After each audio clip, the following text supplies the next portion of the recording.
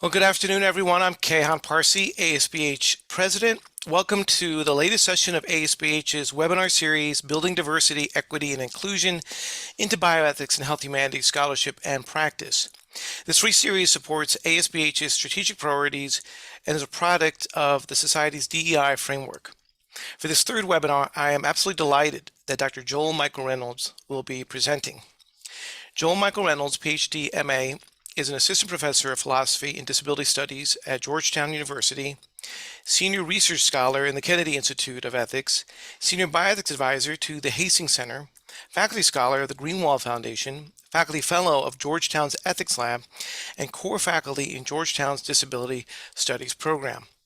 They are the founder of the Journal of Philosophy of Disability and co-founder of Oxford Studies in Disability, Ethics, and Society from Oxford University Press, both of which they co-edit. Dr. Reynolds is the author or co-author of over 50 journal articles, book chapters, and scholarly commentaries in outlets such as the New England Journal of Medicine, Nature Biotechnology, the Journal of Medical Ethics, the American Journal of Bioethics, Cambridge Quarterly of Healthcare Ethics, the HEC Center Report, and Biological Psychiatry. They are also author or co-editor of 5 books, including The Life Worth Living, Disability, Pain, and Morality, University of Minnesota Press, which I've started reading, and The Disability Bioethics Reader by Routledge, both of which came out in 2022, as well as The Meaning of Disability, Oxford University Press, and Philosophy of Disability and Introduction Polity, both of which are forthcoming in 2024. Current research includes a multi-year, externally funded project from the Greenwald Foundation on the relationship between disability concepts and quality of life assessments, as well as a trade book on the history and promise of bioethics, currently entitled Never Again, How Bioethics Can Save Humanity from Itself. The title of Dr. Reynolds' talk today is Addressing Disability Health Disparities. Welcome, Dr. Reynolds. Thank you so much for that kind introduction. It's a delight to be here. I want to first of all say thank you to ASBH for the leadership on having a series like this. The first 2 talks were amazing. I've got big shoes to fill, and being number 3, I'm really happy that this series is happening, and I'm happy to be here. In terms of accessibility housekeeping, I trust that someone will interrupt me, and that any issues that come up, please let me know if something is going awry.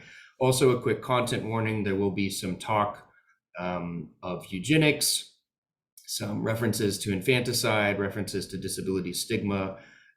So please be warned about that, and take care of yourself.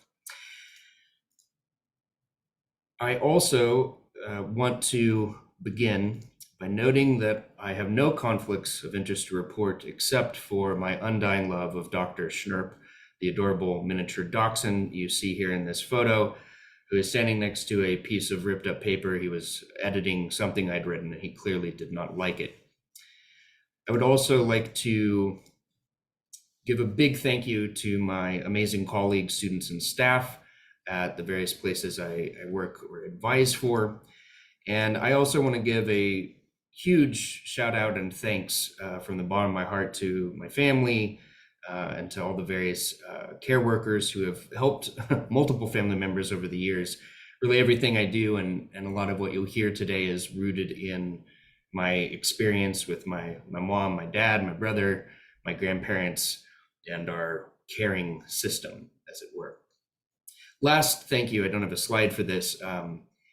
I'm always feeling gratitude towards the work of first and second generation disability bioethicists. I'm thinking of people like Adrian Ash, Eric Perrins, Jackie Leach Scully, Anita Silvers, Eva Kate, Leslie Francis, Teresa Blankmeyer-Burke, Kim Q Hall, Alicia Ouellette, Rosemary Garland Thompson, Joseph Stromando. There's a long list. But all the many disability bioethicists, disability activists, disability studies scholars whose work, thankfully, we today get to draw upon, I'm grateful to them.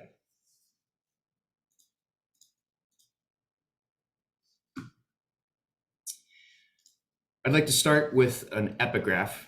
This is from ecological psychologist J.J. Gibson. And he writes, "The meaning or value of a thing consists of what it affords. As a bright-eyed 8-year-old in rainy Oregon, few things seem cooler to me than Hollywood, California, the land of picture-perfect beaches, fast cars, and blockbuster movies. That summer, my film industry uncle rode his Harley up I-5 through the towering redwoods and into the land of Douglas firs in order to visit my family. Despite tales of A-list stars and the Sunset Boulevard life, the conversation around our dinner table that hot July night turned to the mundane. My uncle didn't wear a helmet on his motorcycle. In fact, he refused to. Now, this alarmed my parents, who were eager to instill in me the idea that helmet wearing was mandatory, whether I was on a bicycle or motorcycle or what have you. In response, my uncle did not mince his words. I'd rather be dead than disabled. Silence filled the room. That fateful phrase hung on the air for what seemed like an eternity as Jason, my brother and best friend, sat next to him in his shiny new wheelchair, being fed by my father, Alan. My maternal grandparents in the transitional thickets of age and illness-related disabilities sat on his other side. And my mother, Gail, recently diagnosed with a host of things, TMJ, fibromyalgia, degenerative disc disease, and other conditions that would quickly lead her to become disabled. She sat across the table as well.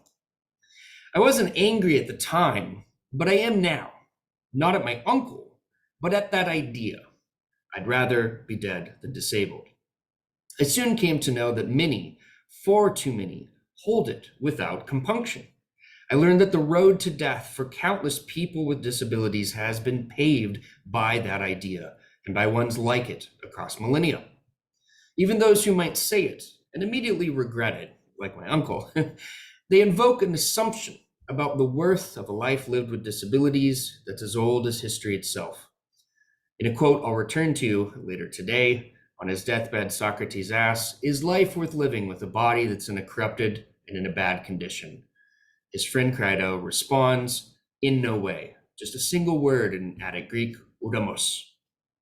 The question of worthy life has always been a question about disability.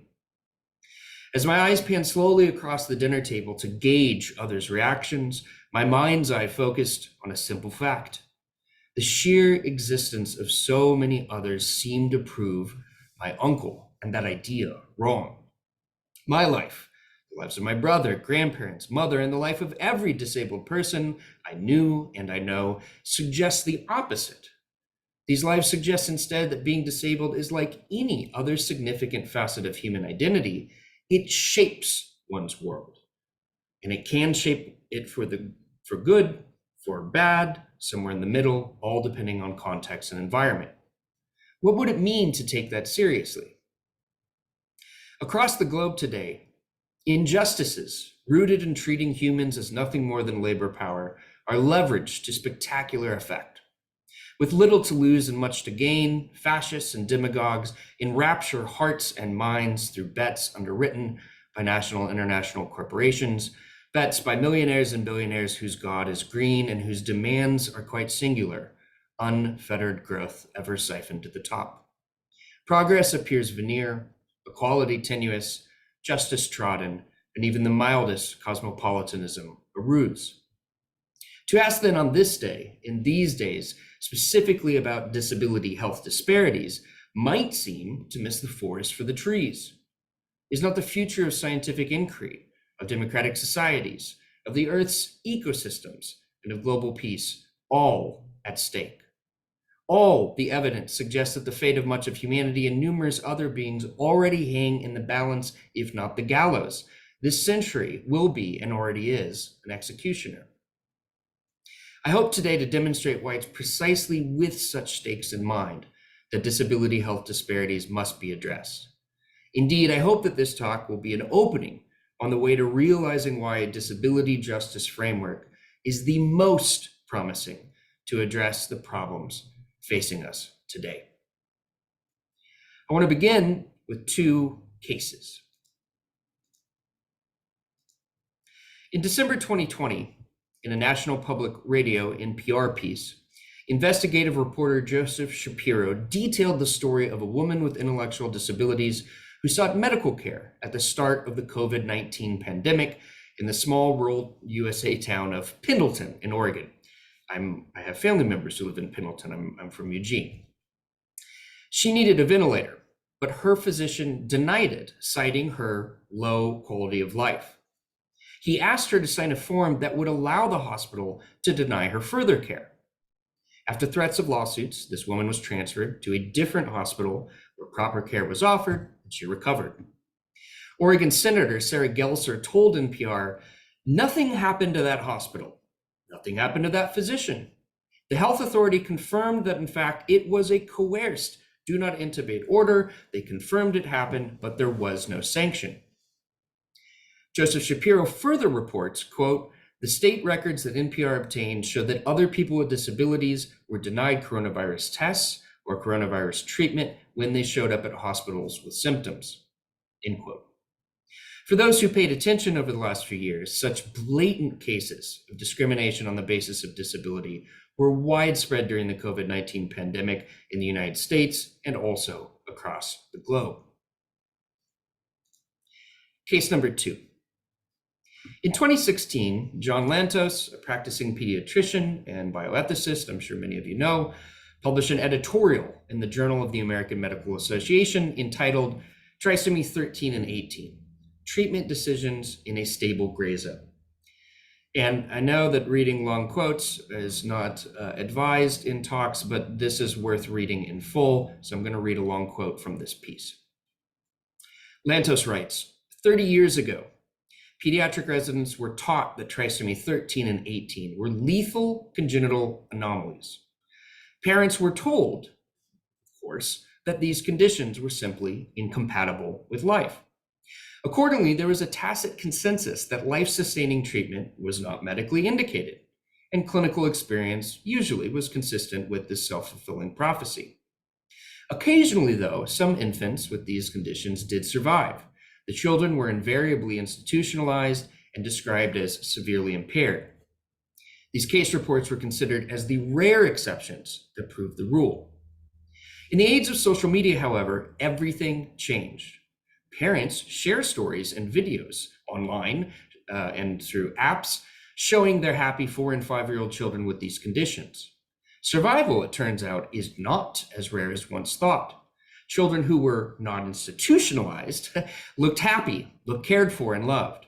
And it became increasingly awkward to describe these conditions as incompatible with life to parents who had ready access to information showing that to not be true.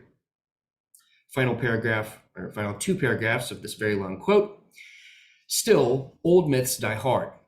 Many physicians today still tell parents that death is inevitable. Former United States Senator Rick Santorum has spoken about the counseling that he and his wife received about their daughter Bella, who is trisomy 13. After the infant spent 10 days in the NICU, Bella's condition was stable with supplemental oxygen. The physicians agreed that Bella would go home and receive hospice. The parents wanted to continue providing oxygen. The physicians did not. And one physician bluntly told the Santorums, "You realize your child's going to die. You have to let go." They got the oxygen. Bella survived.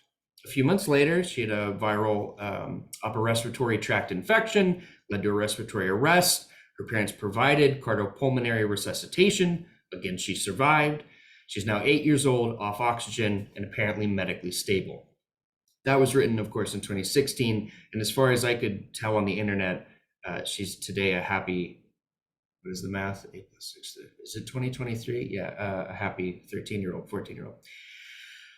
End quote. These cases are not at all surprising to disabled people or anyone who's a part of disability communities. My own parents were told that my brother Jason had a 95% chance he wouldn't live to be 1. And they were told that if he lived, he'd likely have a terrible quality of life and die young. And by the way, I've done the research. At the point at which that would have been uttered to my parents, there was actually zero information about life expectancy with this particular conditions my brother had. So this was being communicated based upon something other than, let's say, empirical evidence. Jason lived to be 24. and he led one of the happier lives I have personally witnessed during my time on Earth. But please don't misunderstand me. I'm not arguing that things might be a bit awry based upon my personal experience. I'm not going to be arguing that things are awry based upon merely this story of the woman in Pendleton or even Lantos's claims about shifting prognoses. Instead, I want to highlight two unifying threads or insights that come out of these cases, back it up with data, analyze the problem, and suggest some solutions. First insight: there is a fraught relationship between disability and assumptions concerning quality of life. Second insight: there's a large society-wide failure to provide the necessary conditions for equitable care.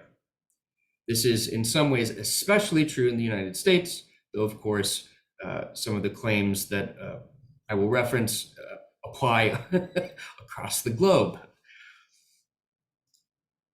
I promised you some data, so let's dig in.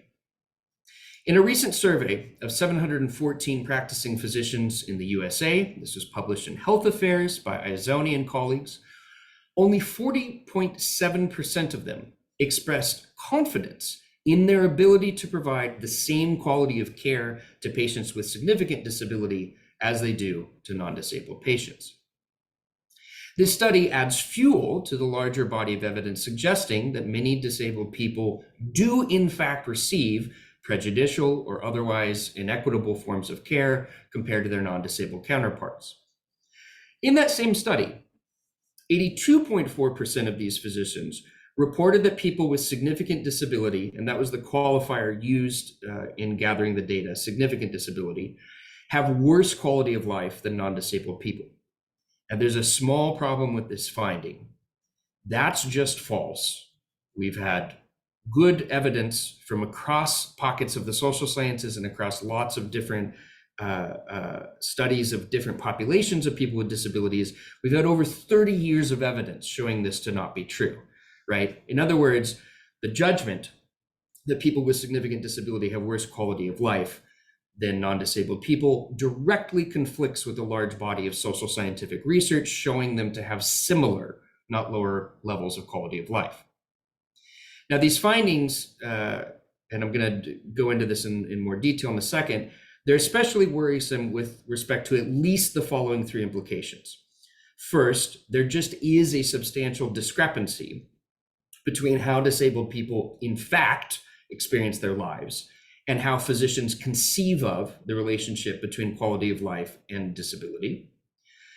Second implication, there may be a link between this discrepancy and the quality as well as equity of care for disabled patients. I say maybe because I don't want to get into arguments about causality here. I definitely think there is a link, of course. And third implication, this issue has not improved in a statistically significant way for decades. Call the sum of these issues the disability health disparities problem. This problem also harbors numerous legal implications. In a follow-up report based on data from the same study, 35.8% of those 714 physicians reported knowing little or nothing about their legal responsibilities under the Americans with Disabilities Act, right, which has been on the books for over 25 years. 71.2% answered incorrectly about who determines reasonable accommodations. 20.5% didn't correctly identify who pays for accommodations, and 68.4% felt that they were at risk for an ADA lawsuit. Now you might say, well, Joel, an N of 714, that's kind of small. Well, larger studies suggest similar patterns. Obviously, this is a little bit of apples and oranges, but I'm just trying to give you a lot to chew on. There's a 2020 study that came out in rehabilitation psychology of over 25,000 clinicians. And it was, the goal of the study was to assess explicit and implicit attitudes of practitioners towards disabled patients. In this study, they found that though many clinicians expressed aversion to ableism, and despite what seems to be increased awareness of ableism, their implicit attitudes on the whole nevertheless demonstrated favoring non-disabled patients. And to state, what I assume is common knowledge, but it's just worth repeating. It's not just questions of bias, but also of patient-provider, patient-practitioner communication that we have reason to believe affects health outcomes. And we have reason to believe that this issue is especially, or at minimum, uniquely problematic for disabled patients. Now, before we get to the issue of addressing what to do about all this, I want to spend a bit more time addressing what to make of it and thinking through the root cause of the issue. Excuse me.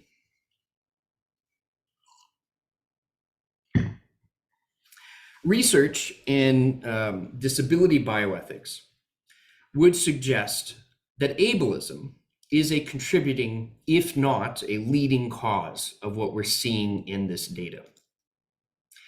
The argument goes something like this. Ableism leads providers to undervalue, to misinterpret, to prejudge, among other things, the epistemic standing of people with disabilities as authorities about their own experience. And in doing this and having this effect, it forecloses opportunities for providers to provide more capacious and health-promoting framings of disabled experiences, framings that are relevant for not simply how they communicate with disabled patients, but how they think about treatment plans, how they think about diagnoses, prognoses, how they even think about how their clinic may function and whether or not they need a different sort of examination table, et cetera, et cetera, et cetera. So what is ableism? No two disability bioethicists, no two philosophers of disability, no two disability studies scholars or activists necessarily agree exactly on the term. And of course, you can imagine parallels here with very complicated parallel concepts like racism. But I'm going to run with the definition that at least heuristically should get us off the ground for today, that ableism is, among other things, the assumption that the standard or normal, of course, those have to be in quotation marks, those are not objective terms, the standard or normal able body is in and of itself better than non-standard or abnormal forms, and the discrimination and oppression that results from this assumption. That "and" is very crucial, right? Ableism is not merely about individual beliefs or cognitive processes. It's not about merely what's in people's heads. It's also about the effects in the world that this brings about, namely effects that are negative for disabled people as a group. In addition to this heuristic, admittedly crude definition of ableism, note that one can immediately distinguish between that definition and what could be called something like structural ableism, namely the systems, the practices, the institutions, the habits, and so on that assume able-bodiedness as a norm and that result in the exclusion and stigmatization of disabled people. And I want to highlight right at the outset that ableism, in some form or another, is a really, really, really old way of thinking about humans. I already said this quote from Socrates, where he's 3 days, I think, from having to drink the hemlock because he has been judged guilty by 554 of his Athenian peers for corrupting the youth and other things. And he says to his friend, "Is life worth living with a body that's in a bad and corrupted condition?" And he responds almost as if it's a rhetorical question, "In no way." Jump forward a couple decades, you've got Aristotle writing in Politics, one of the founding political texts of the Western intellectual tradition. "As for the exposure and rearing of children, let there be a law that no deformed child shall live." Fast forward over 2,000 years, 1927 in the United States. This is the time period, this and decades before it, that Hitler will look to, especially in the South, for modeling what he carried out during the reign of the Third Reich. And the United States Supreme Court case, Buck v. Bell, Justice Oliver Wendell Holmes Jr. III, I think I left that off. He writes, "We've seen more than once that the public welfare may call upon the best citizens for their lives. It'd be strange if it could not call upon those who already sap the strength of the state for these lesser sacrifices. It's better for all the world if society can prevent those who are manifestly unfit from continuing their kind. 3 generations of imbeciles are enough."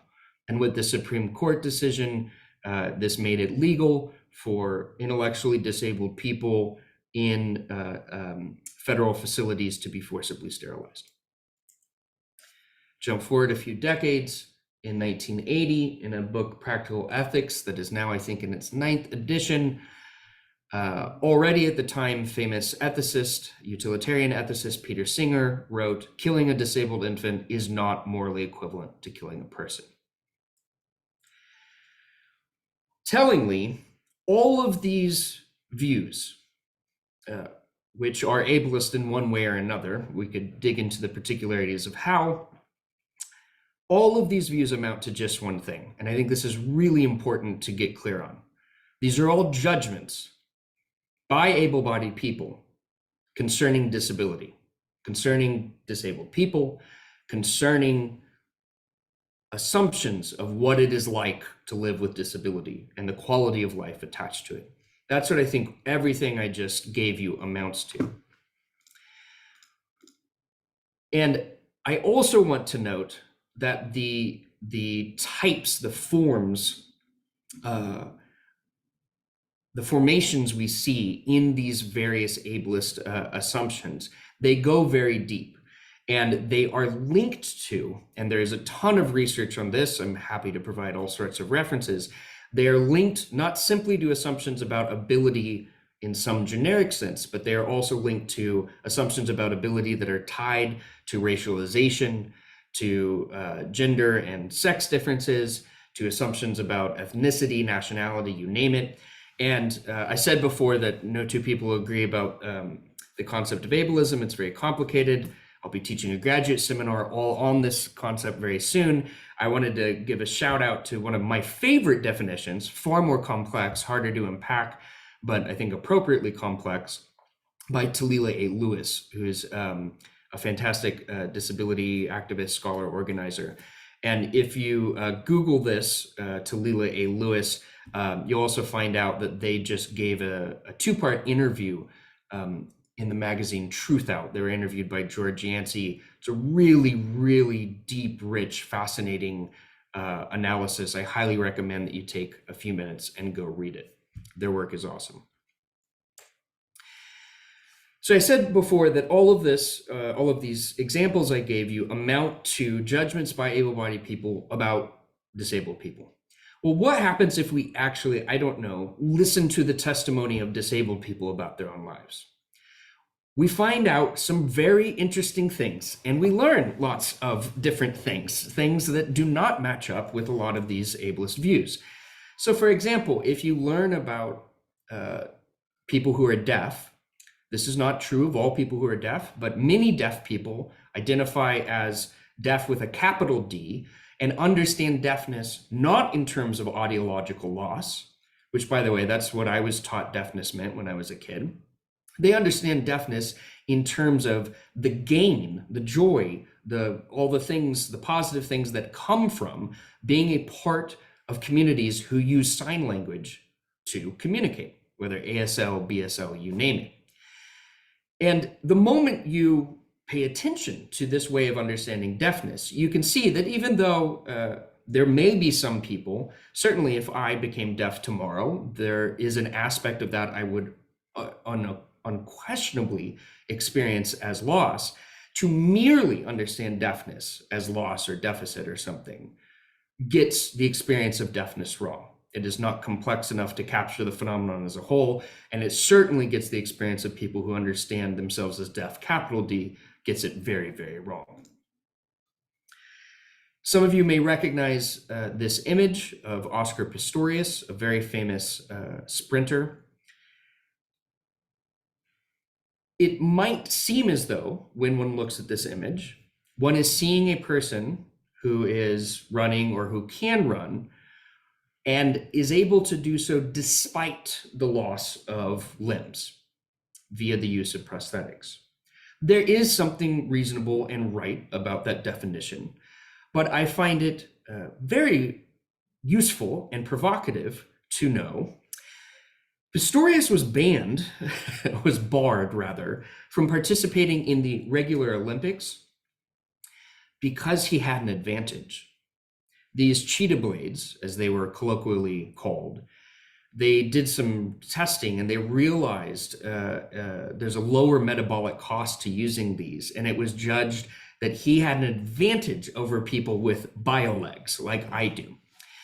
Now, my point here is very, very simple, that the interaction of the body with technology, which is of course malleable, that's always shifting, throws into question the idea that even something that might seem very clearly and objectively like a loss can turn into something that is either neutral with respect to well-being or particular activities, or even a gain with respect to certain activities.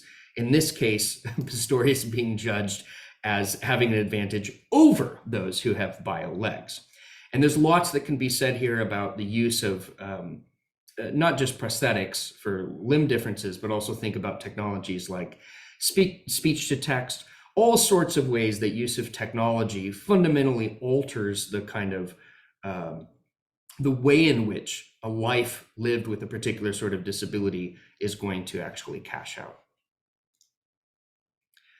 Another example, if you actually talk to people who are blind, you will find that many of them do not understand themselves, do not understand blindness purely, solely, or perhaps even at all in terms of lack of sight. There's also a huge misconception around blindness because it's only like 15% of blind people don't have any sight in a merely ocular sense. The vast majority of blind people, it's low vision of some sort. Anyway, that's a side note, but just a gripe of mine that most people don't know that.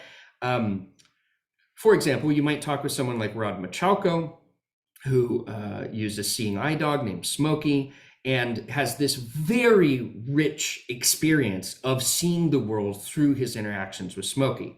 Or take another example, people like Daniel Kish, who was from a very young age learned to echolocate using clicks and also just picking up sounds in his environment. You know, could ride a bike, could do all sorts of stuff.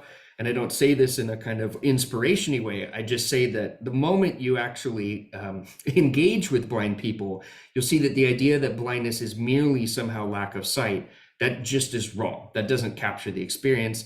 And it certainly doesn't capture the unique benefits and gains that can come along with blind experience.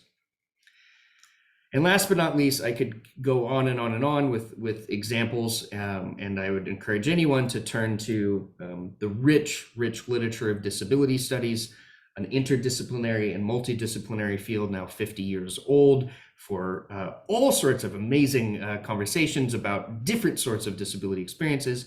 But last but not least, I want to highlight neurodiversity and the ways in which many types of people who identify as neurodiverse will say, look, I do not have a cognitive or behavioral or whatever deficit. I have a difference. And in not all, but in many of these cases, that difference is actually valuable to me. Even if it comes along with some negatives, it is a part of who I am. It is, you know, all of this stuff. And the idea that that the mere kind of deficit model for all sorts of neurological issues, conditions, does not capture the experience correctly for everyone. Even though, again, as I'm always trying to have a caveat here, it may in certain cases very accurately capture it. So, big takeaways from actually listening to the testimony of disabled people and also digging into research from disability studies. Many of the problems that people with disabilities report, they aren't about their bodies or minds, or aren't solely about their bodies or minds, but about social environment, about issues like accessibility, issues like stigma, issues about labor, housing, and education opportunities, you name it. And disability activists, a long time ago, you know, this is, we're now jumping back to the 50s and 60s, Disability activists created a simple, powerful distinction to correct these assumptions. Activists will distinguish, and disability studies scholars use this, what I'm about to say as well, though it's admittedly designed for political ends, so it's overly simplistic, big asterisks. They'll distinguish between the medical model, which is what it sounds like, and probably what most people grow up being taught, that disability simply names an individual tragedy or a misfortune due to some genetic or environmental cause. They'll contrast that with the social model of disability, where disability names the negative effects caused by societal responses to impairments. Now, those paying attention will notice I just introduced a brand new term, impairment. Why did I do that? Well, on the social model, a core distinction is made between impairments, which refer to atypicalities, you could even say abnormalities of one's body and bodily state, and disability, the responses to one's impairment. What does this mean? Well, forgive the fact that if you've ever taken a disability studies course, you would have had a conversation like this within the first week. But nonetheless, just to make sure we're on the same page here, this is an image of, looks like a white guy with gray hair wearing a gray t-shirt sitting in a blue wheelchair at the foot of a long flight of concrete stairs that's subtended by a grassy field. On a medical model, what does one see in this image? You see someone who has something wrong with their body. We don't know if they have chronic fatigue syndrome. We don't know if they have, I don't know, some spinal issue. We don't know what's wrong, but there's some sort of misfortune or tragedy, something wrong with their body at an individual level that keeps them from being able to use the stairs. On a social model, what do you see in this image? You see a situation where people, likely a group of people, chose to build a mode of transport, as you were, to get from point A to point B over an incline in such a way that those who are not ambulatory cannot use it. This is a design choice. In other words, you see that by excluding consideration of those who use certain mobility devices, this person is not being allowed, is being discriminated against from using this space. These are wildly different interpretations of the exact same image, right? And they have wildly different implications. And I want to be very clear, especially for those who are first hearing this terminology, this is not to say that the medical model is somehow always bad or evil. I'm sure that if the person in this image goes into the emergency room with severe pain in their lower back, they would really like you to use a medical model to begin the assessments of it. Do not get me wrong. What this is about is affecting a shift so that one can see the complexity at stake in these situations, the complexity of which is a feature of disabled life, that it is often not simply about minds and bodies that determine what one can or cannot do and how whether one's life goes well or does not. It's always, almost always, about a relationship between one's individual body and mind and the context and the environment and questions of not just built environment, but judgment, society, you name it. Forgive me for somewhat belaboring the point. Big takeaway here, ableism fools us into thinking that disability is experienced similarly, namely as negative. And ableism further often involves what I call the ableist conflation, the assumption or the conflation of disabled experiences with experiences of pain, suffering, and disadvantage. And if you want to think more about these issues, I'm pretty sure my editor will never talk to me again if I don't mention this book, because I feel weird promoting my own book, but I do spend literally the whole book in The Life Worth Living. I spend all 6 chapters trying to unpack this problem in as much detail as possible. So if you're curious to learn more about this, I do go into a lot of detail in this book that came out this year. There's another book I would like to highlight if you want to learn more about the complexity of disabled experience and arguments about it. And this is The Minority Body from Elizabeth Barnes. This came out in 2016. And one of the big takeaways, one of the big central arguments of her piece that I think very well correlates with what disability activists and disability studies scholars have been trying to articulate for a long time. She argues that, look, there just is nothing about what disabled bodies or minds are like that by itself, right, that in and of itself or on its own unifies or explains the category of disability. The reality is that disability experiences are just too complex and diverse and contextual and all of this stuff for them to, that sentence went awry. Anyway, you get what I was saying. A few more, I like big takeaway bullet points. A few more takeaways, and here, this is not so much about promoting a book of mine. This is, I am so proud to have been able to edit this volume with Christine Wiesler. It's got nearly 40 chapters of just, we had a list of amazing scholars taking up a number of central issues in bioethics, central issues in terms of not only how it's discussed in colleges and universities, but also in medical education, and trying to do so in a way that centers the experiences of disabled people and also centers research coming out of disability studies and philosophy of disability. So if you'd like a kind of disability bioethics primer, this book, The Disability Bioethics Reader, which came out this year, is I think a great starting point for you. And here's some more takeaways that are demonstrated in this book and also the two I just referenced. Abilities are a component of one's flourishing, just as disabilities are. And how and whether one's abilities or disabilities will tend towards flourishing, how and whether they will, is by and large a question of context and situation, because disability is as diverse as any other central form of human experience and increasingly identity.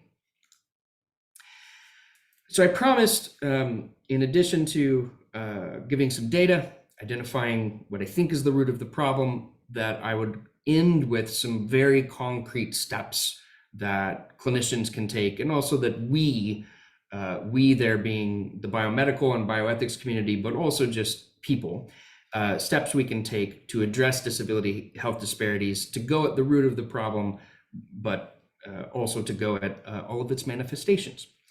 I had the great pleasure of being able to write a short piece in the American Medical Association's Journal of Ethics entitled 3 Things Clinicians Should Know About Disability. I think that came out in 2018. I can't remember. It's open access. You can just Google it. And Jessica Carpini, I didn't know about this until it just came out, very kindly made a graphic based upon my arguments in that piece. And I think summarized what my core points were far better than I would be able to on my own. And here is how Carpini synthesized and what is the word when you reduce? Condensed, there we go, condensed the arguments. First, let's just realize everyone will someday be a person with disabilities. If you live a long enough life, you're going to both have impairments and you're going to have, on the social model, disabilities in the sense of negative responses to that impairment. And if you want to, here's the more provocative but true point, if you want to live a long life, you are perforce saying you want to live a life that is going to involve impairments and disabilities in various ways, because that is a part of the human life progress. 2, people with disabilities flourish and you can contribute as a clinician. 3, plurality in embodied human form is normal, not abnormal. There is no normal human. There's not even a normal genome, right? Every single genome, don't get me started on that point. So what to do? First, I think it's crucial to fuse clinical understandings with patients' lived experiences. And this goes a little bit deeper to say to fuse clinical understandings, knowledge coming directly from kind of mainstream modern medicine, whether we're thinking genetics, whether we're thinking the latest research in oncology, you name it, to fuse that with research in disability studies, research in the humanities and social sciences that is bringing in the first person lived aspect of things. This fusion, I think, is crucial. Medicine is not merely a science, it is an art that also is a science. Second, share authority in communication and decision making. I think even though that may sound bumper sticker-ish, I think that is actually really crucial as a principle. And last but not least, elevate patients as experts, elevate disabled patients as experts in living with their own disabilities. And those are very kind of down, narrow points. I want to end, let's see, how am I doing on time? Yeah, okay, last two slides. I want to end with some more pop out, big takeaways that apply more so to us as people, as citizens in an increasingly globally interconnected world. And I'm going to frame these as lessons from COVID-19, just because I think that that's an obvious reference point. But these are lessons I think that come, that are very obvious from all sorts of other things we might analyze. First, forgive the USA-focused comment, but anti-discrimination approaches like the ADA are simply insufficient. They are not doing the sort of work we actually need to create conditions for equitable care for disabled people in our society. We need a constitutional approach to disability rights. Second, we must support a real social net. You can't have a healthy or even remotely on any theory of justice, a just society without universal access to basic goods, universal healthcare, universal education. I would also add universal basic income. That gets into slightly more complicated arguments. Third, we must actively undo systems of inequality. And I've got a list here that is by no means exhaustive: decarceration, decriminalization, depolicing, land back, decolonization, reparations. If you're wondering why I include that there, please go read my colleague Olufemi Taiwo's recent book, Reconsidering Reparations. Even if you think that that has no relationship to your life, if you're a human in your life, you should read that book. Yeah, I could go on and on with other things that we need to focus on at a systems level, that if we do not focus on these things, it is impossible to have equity or much less equity of care in clinical settings. And on that last point, I think it's worth repeating, even though it's obvious, that healthcare will never be just on any definition of justice. If the society in which healthcare workers work is unjust. And I think we have been living through a moment that continually pushes us to see the ways in which the institution of medicine and all of the people involved in it need and must take a more active political role, precisely in order to protect the care and well-being of their patients, both at an individual level and patients thought of at a group or population level. That is not actually my full reference list. It's actually much longer. Happy to send someone a PDF of all the stuff I referenced. Thank you so much for listening and for your time. Thanks so much, Dr. Reynolds, for that really interesting presentation. And I invite attendees on this webinar to please post your questions as we're waiting for questions to come in. I just wanted to go back to your earlier comment about how ableism is deeply historically rooted. So those quotes that you shared with us from Socrates, from Aristotle, so this is nothing new, really, at least in the Western intellectual tradition. It's been around for a long time. So there is that, as you mentioned, kind of this ableist sentiment or feelings that people have, but then there's also, as you termed it, structural ableism.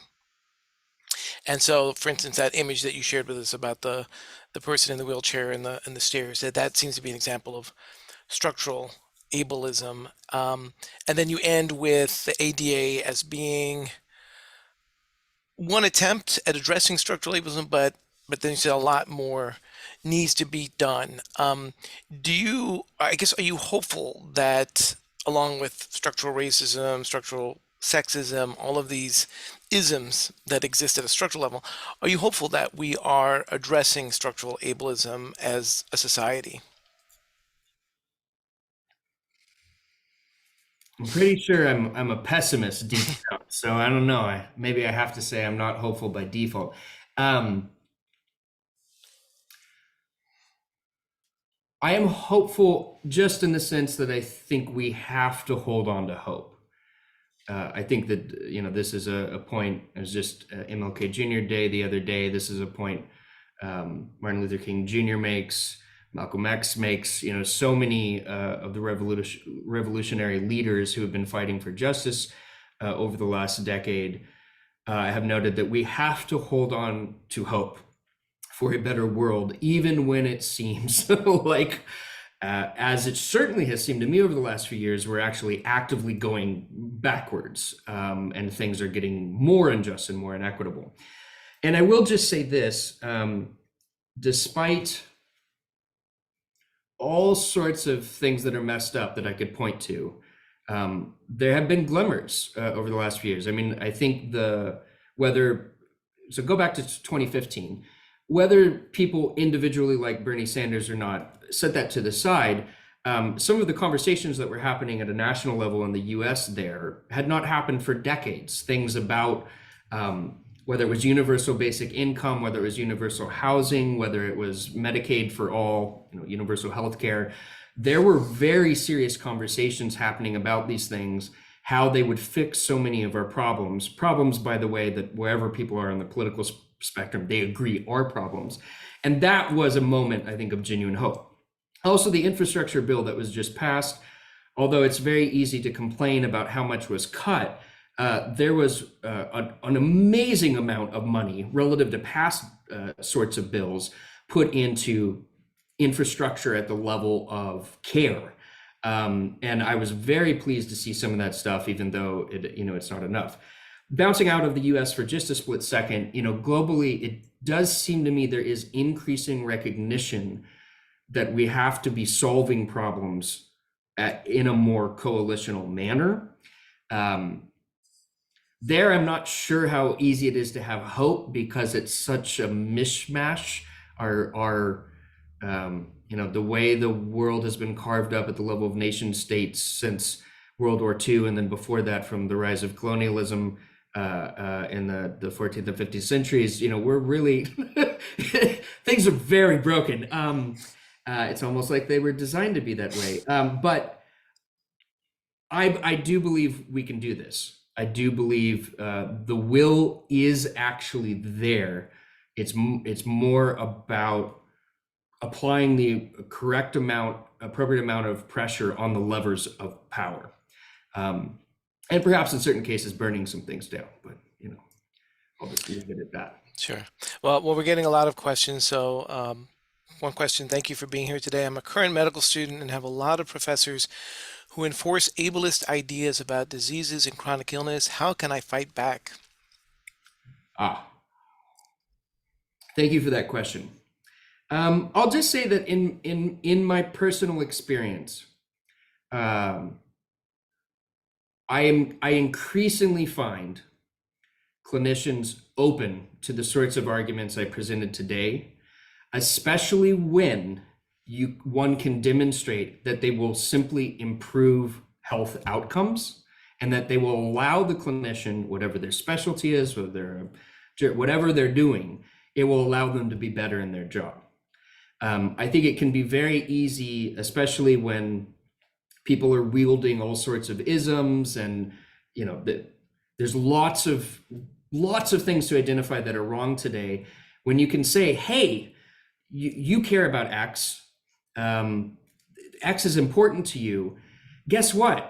If you think about this way, if you look at this data, whatever, you'll be able to do X better. And I think that a lot of the research, there's been an unfortunate thing where some pockets of disability activism and studies has presented itself as in fundamental opposition to the practice of modern medicine. For reasons I understand, do not get me wrong. I'm not saying it's unreasonable that this happened, but that occludes, unfortunately, that that can shut the door to communication about increasing equity and quality of care for disabled patients. And I just think that there's a way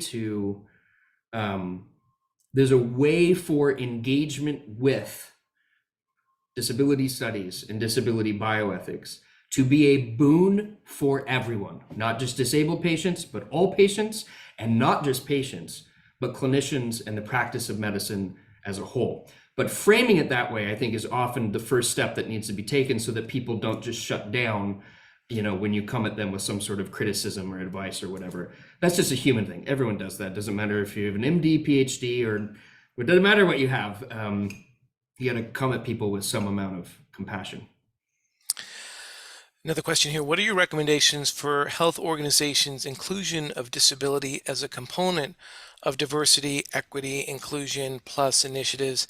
In my experience from the questioner, it remains an afterthought. Yeah. Step one is centering disabled people.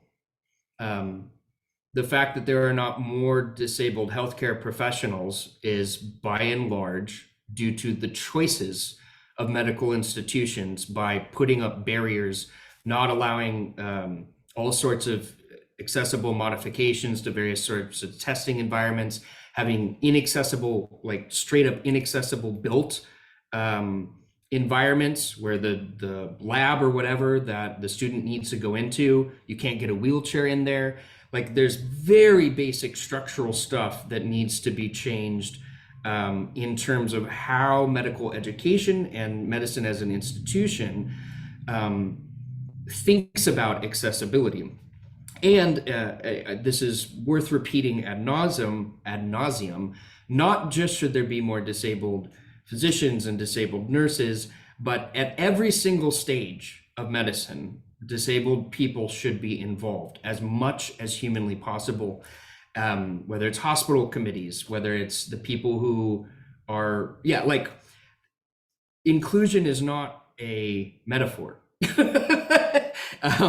So, when I hear about institutions that are like trying to think about disability as part of DEI, but they're not putting any money forward to actually, I don't know, make their buildings accessible or to create avenues for disabled people to be part of their institution, then at that point I start thinking this is just lip service.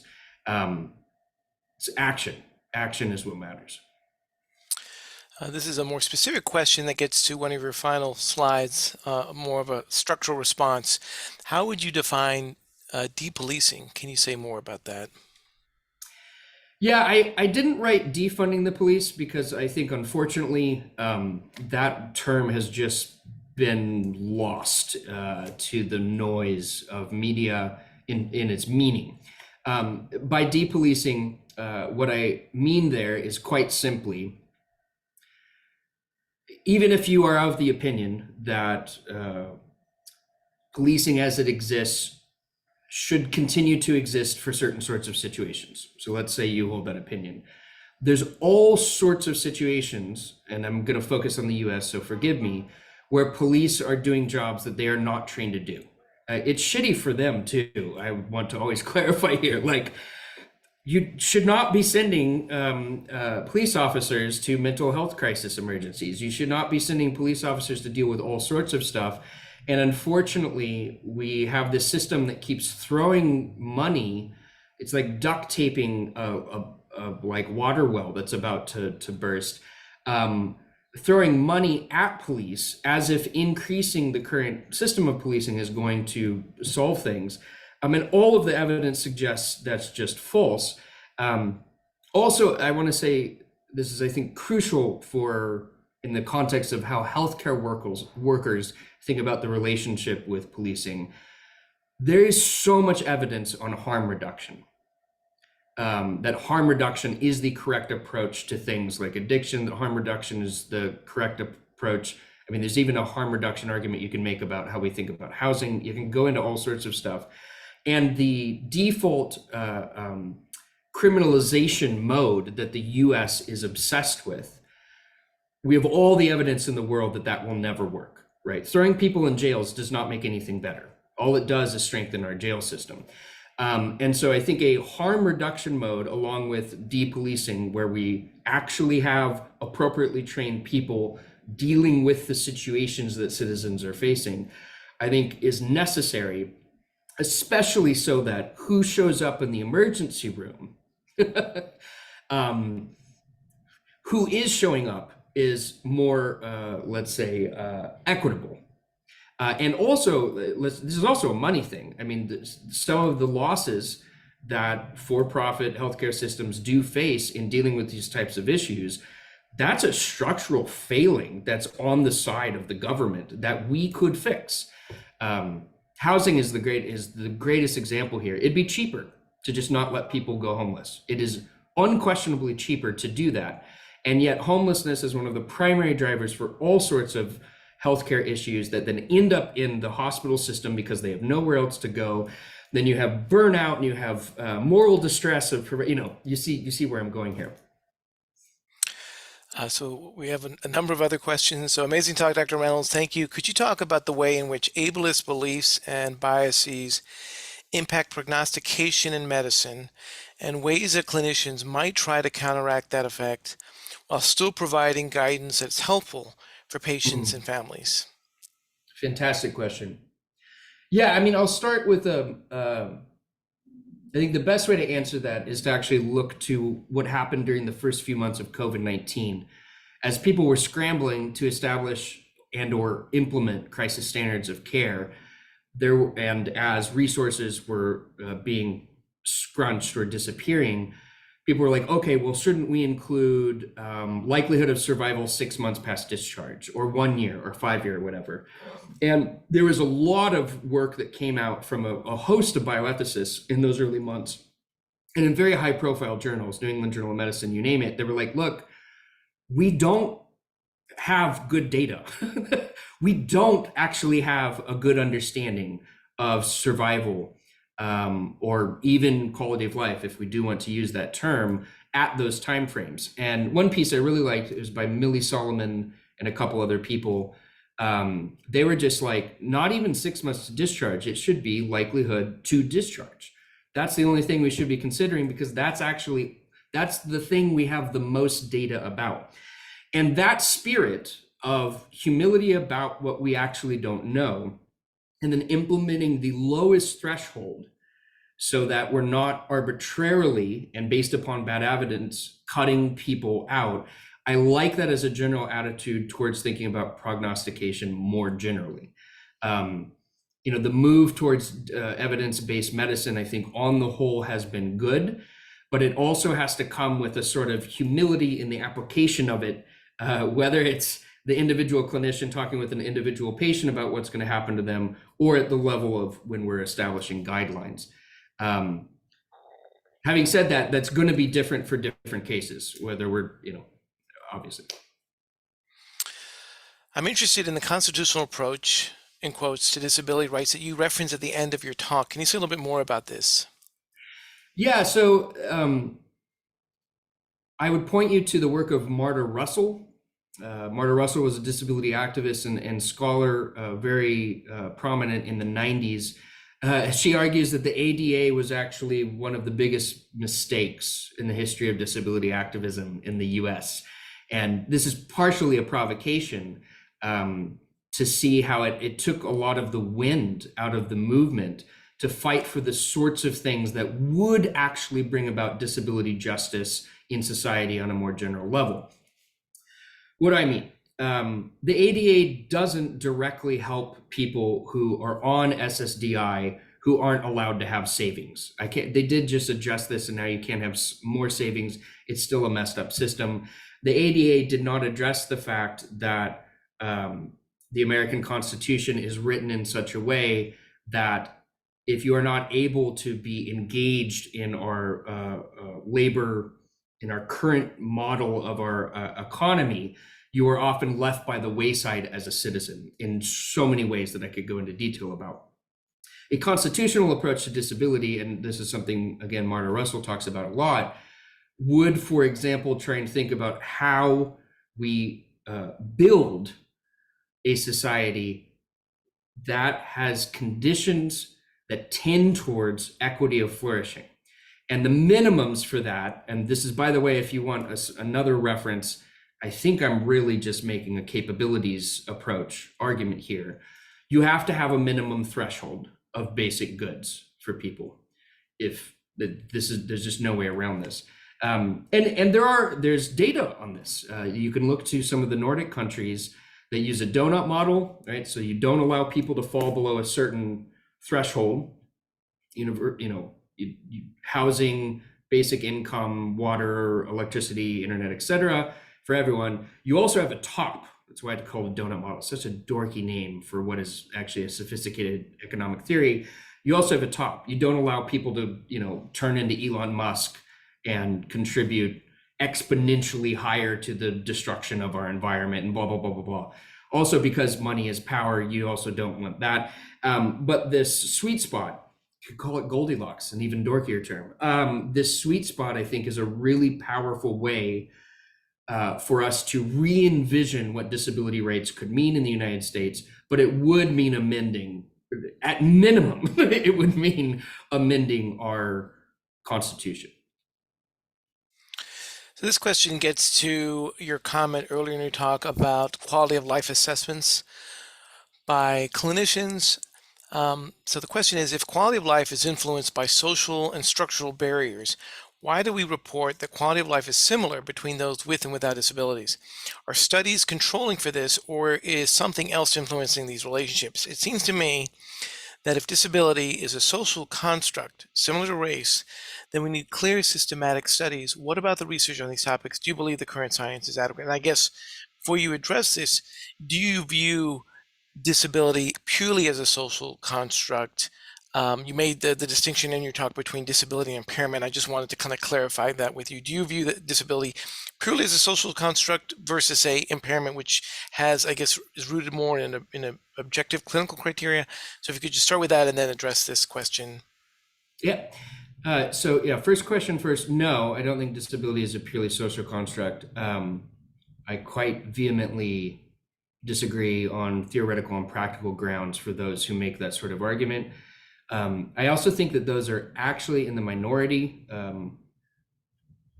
If you actually sit down and talk with disability activists, most of them will admit, like, oh, chronic pain sucks. And there are aspects of chronic pain where the impairment disability distinction breaks down. This is also true of people with all sorts of chronic illnesses who are disabled through that.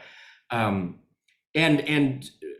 if you want a much longer answer to that question, I spent 2 chapters trying to deal with theories of disability and articulate what is, I think, not a reductive model of disability in the book, The Life Worth Living. So no, I don't think it's a purely social construct. Regarding, what was the other part of the question? Oh, quality of life. Got it. Yeah. Nope. Sorry. It took me a second. I should drink more coffee. I am so glad you asked that. And the short answer is it was phrased in the end. I think the social science on this, something is wrong. Something has gone wrong. And the grant project that Dr. Parsi mentioned at the beginning is literally based on the hypothesis that something has gone wrong in the way that we study this. And I am not sure what it is yet. And if you get back to me in approximately 3 to 5 years, I will hopefully have a very detailed answer, including recommendations for how these sorts of studies ought to be designed such that we can capture what we're trying to capture better. My hunch is, I'll just give you the, I can't think of the word. My hunch is very simple. The concept of quality of life is fundamentally flawed to the point of we should maybe just jettison it entirely.